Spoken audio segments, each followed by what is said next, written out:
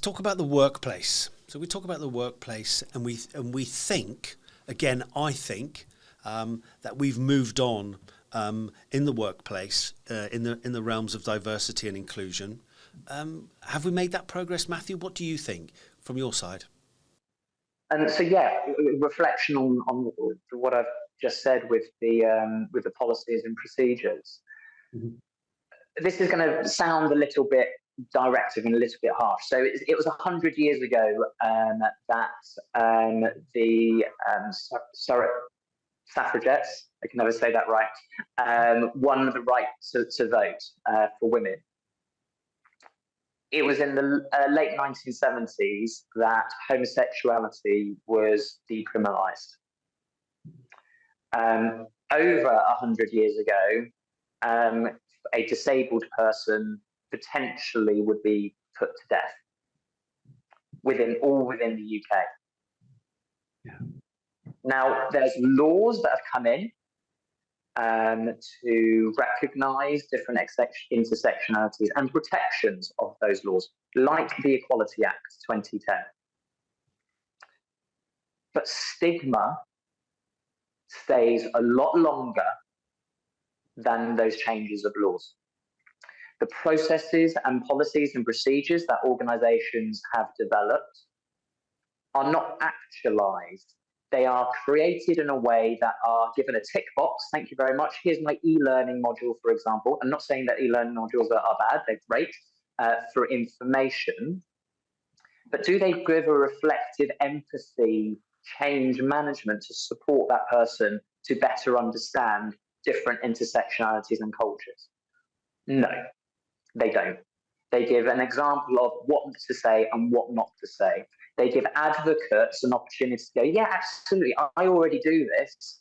And then someone else that doesn't care about that particular situation or that particular group of people or intersectionality, an opportunity not to listen and not to support. So there's much more around about bringing people together, bringing different workplaces, lived experience conversations, empathy, solutions to support people within the workplace to better understand different people and actually just get on with a great life, and again allow people to be brilliant within their job. So there's much more to do. And then when you reflect on that and support that with mental health and mental well-being, you have people that thrive every single day and want to work in that workplace and want to do more, rather than people that just go to work 9 till 5 and that's it. See you later. Yeah. Absolutely. I mean, the area for me that I think needs more help and advice and support in the area of diversity and inclusion is the SME market. Because what I see big organisations and big companies, they've got the resources and the people, and with respect, they've got the money to be able to throw at it to bring qualified, educated, knowledgeable people into the workplace and support the workforce. But in an SME, that's never always possible. And therefore, you know, I was an SME for 35 years. What I need more help. I need education. I need somebody to come to me as an SME employer and help me with diversity and inclusion. Explain, give me examples, give me some documents, give me some paperwork, give me something that will help me become an inclusive employer. Because I need those skills, I need that diversity. And I'll tell you why, because my marketplace is diverse.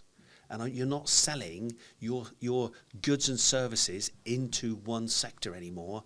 You're selling it into the wide community. And that community now is very diverse. So as a business, you've got to recognize that. You have to recognize it. So for me, I want to see more help out there, helping and supporting, educating SME businesses so they can become an all-inclusive organisation. I might flip that on the head a little bit as well, Stuart. So whilst you've got people coming to you, I think what the best thing potentially an SME could do is go to that particular community that you want to support and recognise. So different intersectionalities, but when you look at different intersectionalities, when you look at people from different ethnic heritage backgrounds, when you look at the LGBTQ plus community, when you look at people who are disabled, all of these groups have a really uncomfortable common thing, and that is they are all socially, economically disadvantaged in comparison to mainstream cultures.